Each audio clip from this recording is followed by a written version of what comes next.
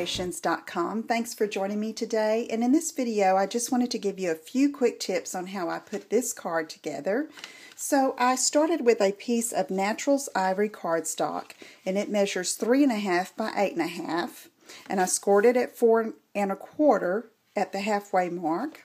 And then I took it and put it into my Textured Impressions embossing folder and ran it through the Big Shot on this beautifully brocade folder. Makes a real pretty background. And then I wanted to add some interest here. And so I took some baked brown sugar, love this color, one of the new in colors, and I pumped some of the ink into the lid. I just pressed down, and that gives me some ink there to work with. And then I'm taking a aqua painter and getting a little water down by squeezing it to the tip and just picking up some of this ink, and I'm just giving this card a wash. I wanted to give the background just a hint of color that would tie in with the rest of the elements I put on my card. And I think this baked brown sugar is so pretty because it has like a goldish tint to it. Very pretty.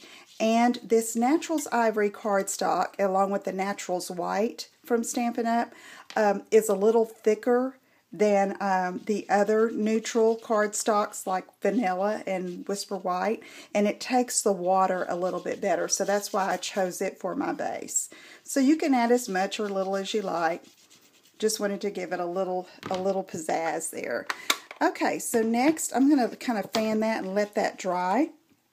And I took one of my tea lace paper doilies and I stamped it with the Off the Grid stamp. Love this for backgrounds. Just wanted to give it a little fun and a little color there. So I'm going to just snip off a little bit of this because I don't need the whole thing. It's just going to border the bottom of the card.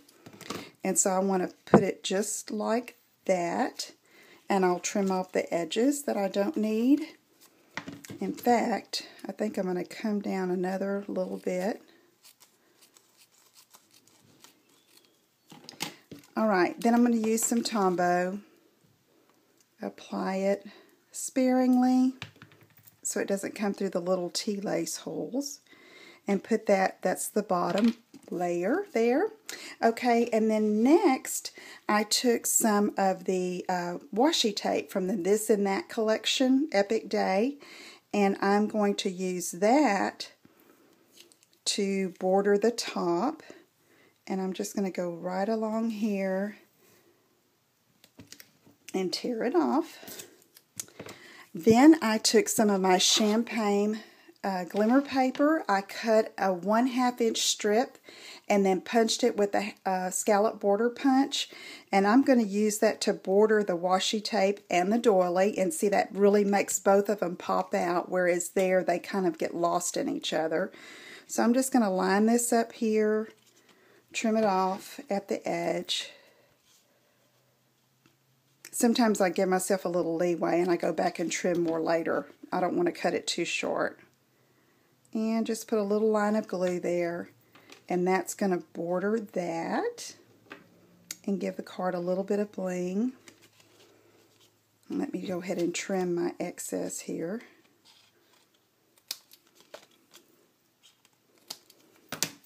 Okay, so now the next I took just a piece of burlap that I got at a fabric store, and it's about 3/4 inches by, I guess it's about 3.5, maybe 3 inches, and I want to ravel and pull off, want some frayed edges here, so I'm going to do that, and that's going to go along the top there, and so I'm just going to put a little Tombow behind it and anchor that down. And I want to line it up over here to the right side of the card.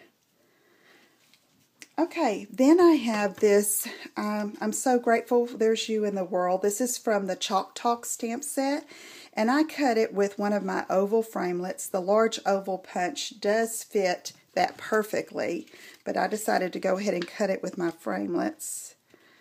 Don't want that to move around too much. Okay, I'm going to take some Stampin' Dimensionals and just load that up behind it.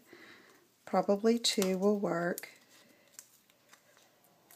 And then I'm just going to apply that right here. And that glue, you can see the glue there, but it's going to dry. Okay, and then I need a little bit of pop right there.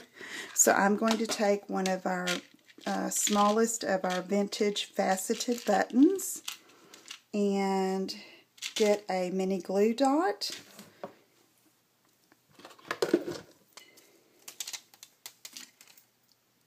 And just stick it on the back there and attach it just like that.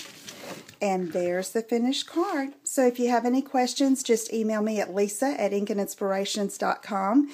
Be sure and visit my website at www.inkandinspirations.com for more ideas. Thanks for joining me. Take care.